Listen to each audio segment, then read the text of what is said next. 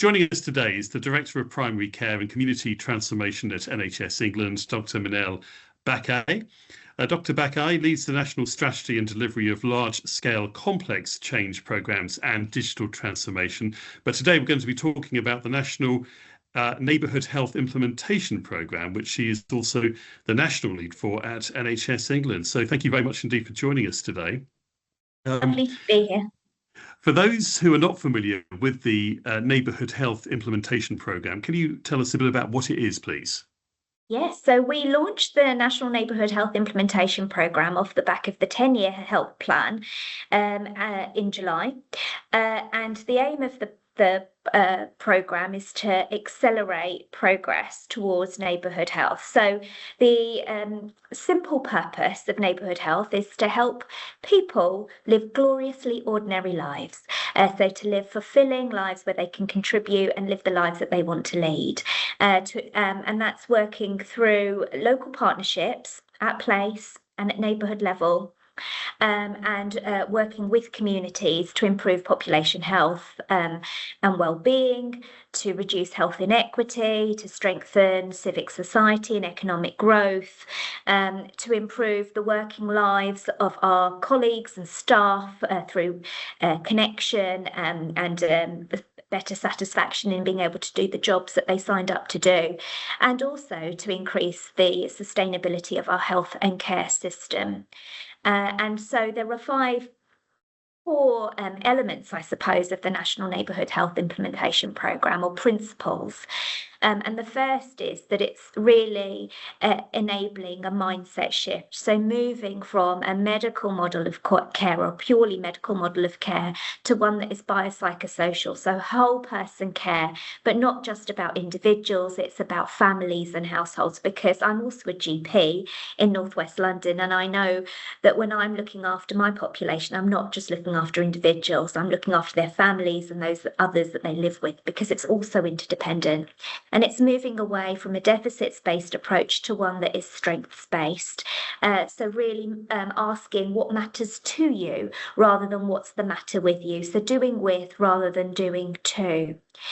Secondly, it's about enabling new ways of working, so dissolving some of the avoidable bureaucracy and the power imbalances that get in the way of delivering great care. We know that the last NHS staff survey, found that 41% of NHS staff felt disenfranchised, working in a system that prioritised task completion, or which they felt prioritised task completion over care and connection, and that was driving stress, fatigue, burnout.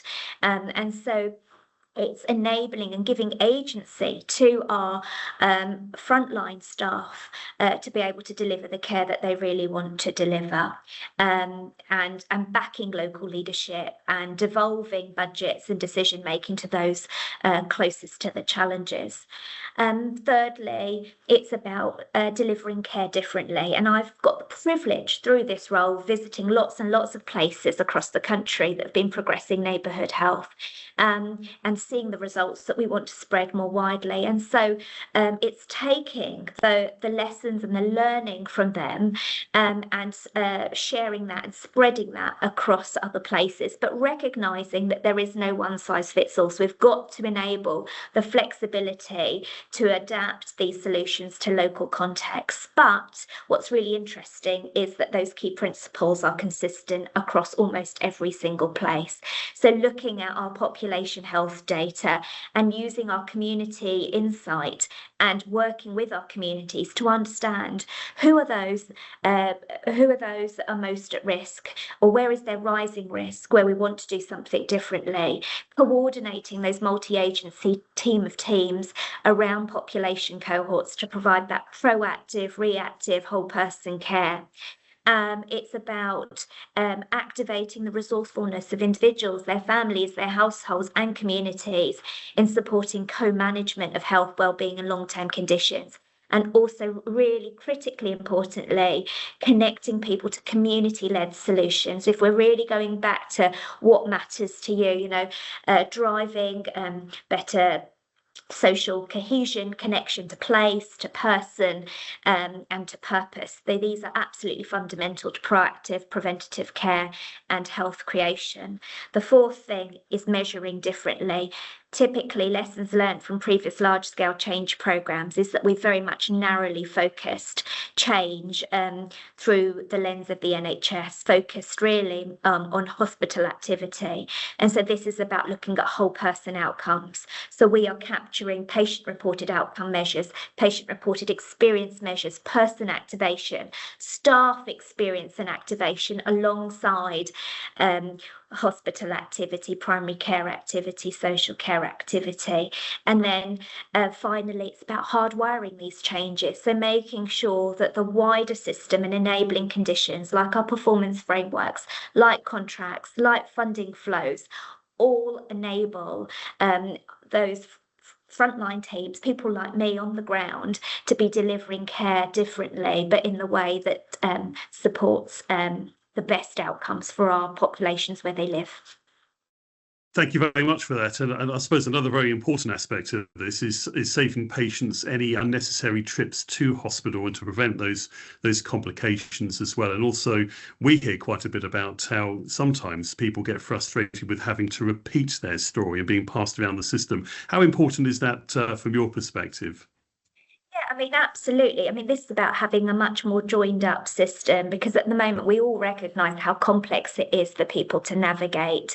And what we see is that then our most marginalised communities often fall between different services, and we hear people sort of feeling like they're being bounced around the system, but their needs are not really being met. So at the heart of this, it's about increasing the relational and listening capacity of the system, because if we start to really understand what matters most to people, then we can coordinate ourselves and all of the assets and resources that we have within the system much more effectively to meet those needs. But fundamentally, we need to give people the permission to do differently, because often it's our processes and our protocols and our referral criteria and thresholds that then get in the way. And so it's how do we dissolve some of those unhelpful processes that hinder providing that coordinated, integrated care, and that is a huge cultural change, but also enabling the right leadership to flourish to drive this. Now, there are 43 areas as part of Wave 1. How were those areas selected, and what are your expectations from each of those sites? What would good look like from your perspective? Yeah, so I mean, when we put out the expression of interest, we got a phenomenal response to the programme. And I think it would be remiss of me not to kind of really emphasize the level of motivation and energy that is out there across the country. 83% of places applied to be on the programme. So although we had to select sort of wave 1 of 43, there is a lot of great work happening outside of those 43 across the country, and loads of energy out there. So we're trying to galvanise all of that through our national community of practice. The 43 were selected based on their experience of integrated working, what came through their application regarding a commitment to working as partners and true partners within the system and with their communities, as well as we wanted to particularly represent areas of higher deprivation, recognising that a key component of what we wanted to do through Wave 1 was to really drive reducing some of those health inequalities that people are facing. And in terms of what do we expect? Well, we're trying to progress neighbourhood health in the round. So I think what I would say is that there's no shortage of good practice out there. And, neighbourhood health has been a policy ambition for at least 50 years. So what we're really fundamentally trying to do is build on that existing good practice and spread it systematically across the country. So we're building that shared infrastructure for shared learning, for also driving some of those key enablers that enable us to spread and grow neighbourhood health. For example, digital platforms that enable operational integration, data sharing, estates challenges, as well as some of those really complex, knotty issues around funding flows, and connecting our 43 sites to national policy teams or programme teams to co-produce the solutions, to make sure that national solutions are truly grounded in the delivery experience of those driving the change. And the programme takes very much a tight, loose, tight approach. So it's tight on a shared mission and shared accountability, and tight on shared outcomes, the outcomes I mentioned earlier, as well as shared learning. But it's loose on implementation, because we know that you've got to be able to adapt that to your local context. But it is building that shared infrastructure, the right leadership, the capabilities to spread and grow this everywhere, rather than it remaining in pockets or fragmented across the country.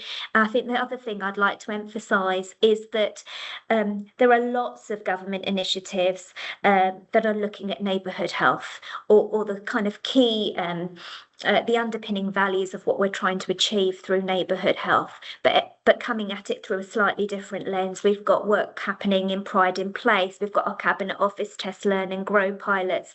We've got lots of different types of accelerators across government. So this is also about us nationally joining up across government, so we're greater than the sum of our parts, and then helping places join some of those initiatives up. So it's really great to see here in North East Essex some of that work that's happening around community regeneration strategically being joined up with neighbourhood health, with Pride in Place, because all of these things are starting to address some of the wider social determinants of health. We know that the majority of health is shaped outside of clinical settings, where we live, in our homes, in our workplaces, in schools. And so this starts to bring the whole together in a way that is hopefully impactful but deeply rooted, so that we're not having this conversation again in another 50 years. Of course, yes. And I was just interested on that final point that you made around community settings, and I just wanted to get an idea from you about what you consider the role of the voluntary sector to be within this programme. Yeah, so the role of the voluntary sector is absolutely foundational. It is not optional. And it's been great to see that recognised across all 43 sites consistently. So at the moment, I'm on a neighbourhood health tour and I'm visiting our 43 sites. And on every single visit, the voluntary sector has been round the table, both as a strategic partner as well as a key delivery partner. Everybody recognising how the voluntary sector both starts to bring capabilities to the table that councils, local government, and the NHS don't have, particularly as a trusted bridge or partner with communities, co-production and co-learning with communities, and that's absolutely fundamental. Also recognising that the services, the assets, the activities that they bring are often what does matter most to people, and where they live, and of course will make a huge impact on those overarching outcomes that we're trying to achieve collectively together. I think we also recognise the challenges that the voluntary sector has, short-term funding, small grants, and therefore that limits their ability to grow their capacity to spread and scale their fantastic work. So again, we're looking at solutions to enable that to happen in a more effective way, and not just our traditional solutions, but also thinking more creatively. So we're looking at impact investment as one example. We've seen that work across some of our other sites, where we start to bring blended finance from social finance, philanthropic, corporate finance, coupled with public funding, to really invest in anchor organisations that enable those community grassroots organisations that are absolutely fundamental to neighbourhood health, to start to give them some of that stability, but also then for some of those returns to be reinvested back into communities as a self-sustaining approach. Could I also ask about mental health and where this fits into neighbourhood health and this particular programme? I just wanted to get your perspective on that as well, please. Yeah, so I mean, I'm a GP. I don't look at physical and mental health separately. You know, when I look after people, I'm looking after them holistically.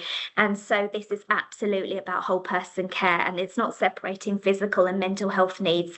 And so again, mental health providers are key partners around this table, and it's about joining it all up and moving away from disease conditions or body parts to true whole person care. Thank you very much indeed. And is there any particular timescale for wave 2 when you might want to see that, or is that still to be determined at the moment? Well, we're just working through plans for next year, so more to come on that shortly. Wonderful. Thank you very much indeed.